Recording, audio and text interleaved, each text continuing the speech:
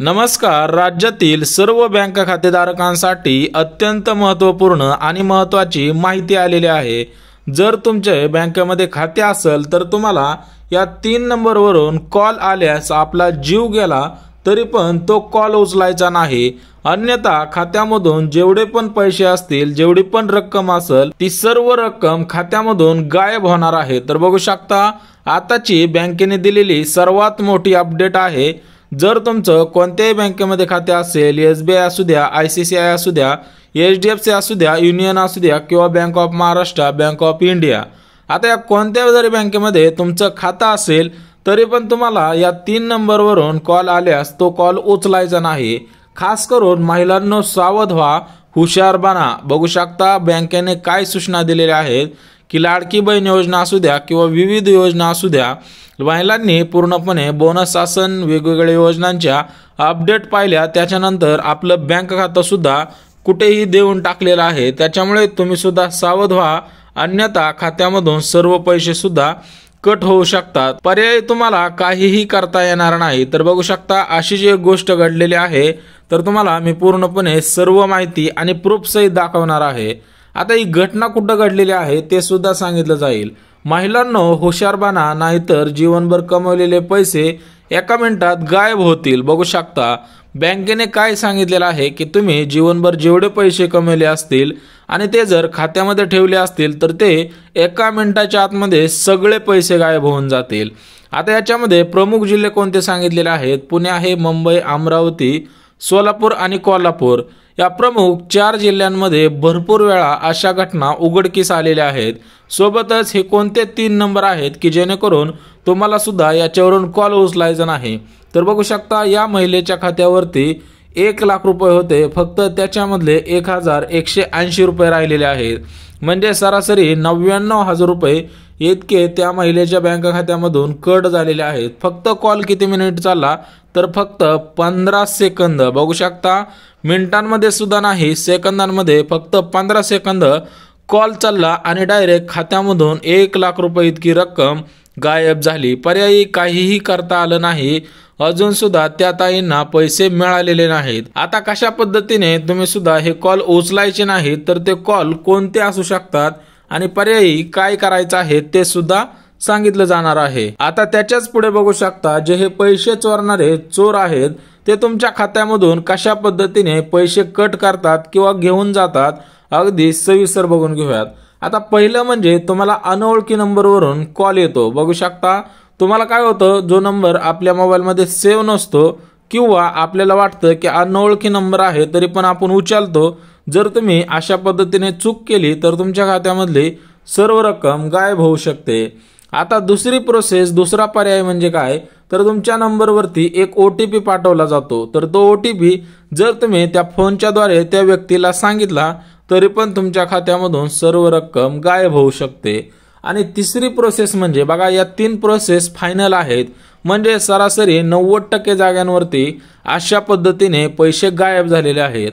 आता तिसरी जी प्रोसेस आहे ती म्हणजे जर तुम्ही 15 सेकंदाच्या वर बोलत राहिला तरी पण खात्यातील सर्व पैसे गायब होतात, परत त्याचा काहीही उपयोग होत नाही. त्यामुळे अगोदरच सावध व्हा आणि महत्त्वाची ही 2 कामे सुद्धा करून ठेवा. आता बघू शकता तुम्हाला ते बँक खात्याचा IFSC कोड मागत नाहीत, अकाउंट नंबर मागत नाहीत किंवा तुमचा मोबाईल नंबर कोणता बँक खात्याला लिंक आहे का असं सुद्धा विचारत नाहीत. तर काय करतात, 15 सेकंद, आता त्यांचा एक टायमिंग असतो, 15 सेकंद जर तुम्ही त्यांच्यासोबत बोलत राहिला तर तुमच्या खात्यामधून सर्व रक्कम गायब होते. किती मिनिटांमध्ये?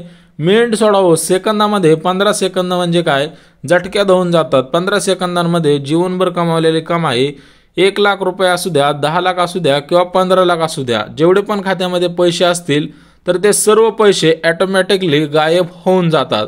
आता पर्याय याचा काय करायचा आहे की जी 2 कामे केल्यानंतर तुमच्या खात्यामधून पैसे कट होणार नाही ते सुद्धा आपण सविस्तर बघून घेऊयात. आता पुढेच बघू शकता हे जे पैसे चोरणारे चोर आहेत तर हे चोर कुठले आहेत, की भारत देशामध्ये आहेत किंवा महाराष्ट्र राज्यामध्ये आणि कोणत्या जिल्ह्यामध्ये आहेत ते बघून घेऊयात.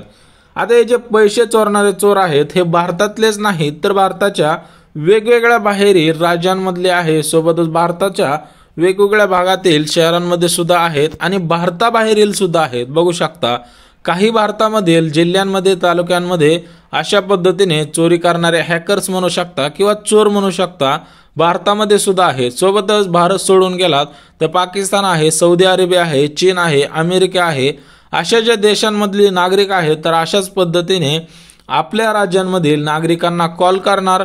कॉल केल्यानंतर ते 15 सेकंद तुम्हाला बोलत राहतात आणि तुमच्या खात्यामधली सर्व रक्कम सुद्धा कट करून घेतात। त्याच्यामुळे तुम्हाला सुद्धा अगदी सविस्तर सांगितलेलं आहे।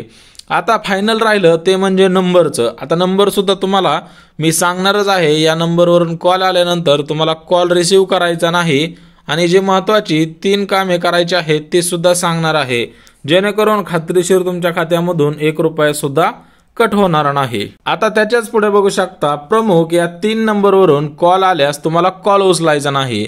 आता हे प्रमुख 3 नंबर आहेत किंवा याच्या व्यतिरिक्त सुद्धा काही नंबर आहेत, परंतु तुम्हाला खास पद्धतीने ज्या 3 नंबरवरून सारखा कॉल येतो तर ते नंबर सांगतो।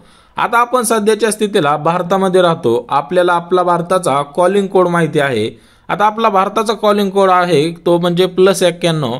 आता +91 ने जो दुसरा नंबर असतो, आता माझा जसा नंबर असेल तो +91 आणि त्याच्या पुढे नंबर असतो। परंतु अशा पद्धतीने कॉल आले 91 प्लस असे कॉल आले तर तुम्हाला उचलायचे आहेत, परंतु +972 +880 किंवा +1 +86 किंवा +92 अशा प्रकारे जर तुम्हाला कोणते जरी कॉल आले किंवा या कोडवरून कॉल आले तरी पण तुम्हाला उचलायचे नाहीत, नाहीतर सध्याच्या स्थितीला तुम्ही पूर्णपणे तुमच्या खात्यामधली रक्कम सुद्धा गमावून बसाल आणि तोटा सुद्धा तुम्हालाच सहन करावा लागणार आहे। आता हे कोड कुठले आहेत ते सुद्धा अगदी सविस्तर सांगणार आहे। आता हे कोड आहेत आपल्या भारताच्या बाहेरचे कोड आहेत। हे कोड आपल्या भारतामधले नाहीत तर हे भारताच्या बाहेर आहेत। आता 91 हा भारताचा कोड आहे +91, परंतु पाकिस्तान, चीन, बांगलादेश, सौदी अरेबिया अशा पद्धतीने हे जे देश आहेत तिथले काही हॅकर आहेत तर ते हॅकर काय करतात, तुम्हाला कॉल करणार। आता तुमच्या मनामध्ये प्रश्न असेल की आमचा नंबर त्यांच्यापर्यंत कसा जातो। बघू शकता आता तुम्ही सिम कार्ड घेतलं त्याच्यामध्ये जिओ असेल, एअरटेल असेल, वोडाफोन आयडिया असेल, अशा पद्धतीने ज्या कंपन्या असतात तर या सर्व कंपनींचा डाटा हे हॅकर चोरून घेतात। चोरून घेतल्यानंतर प्रत्येक नंबरवरती कॉल करतात आणि प्रत्येक नंबरवरती 15 सेकंद बोलत असतात। आता हे 15 सेकंद बोलत राहिल्यामुळे काय होतं, तुमच्या मोबाईल नंबरवरती पूर्णपणे 15 सेकंद बोलल्याचं रेकॉर्ड होतं आणि बँकेला सुद्धा काही अडचण वाटत नाही। कोणत्या बँकेत असू द्या, जर तुम्ही स्वतः बोलत असाल 15 सेकंद बोलत असाल तरी पण खात्यामधून रक्कम जमा होऊ शकते किंवा कट सुद्धा होऊ शकते। त्याच्यामुळे तुम्हाला सर्व माहिती अगदी मुद्देसूद दिलेली आहे।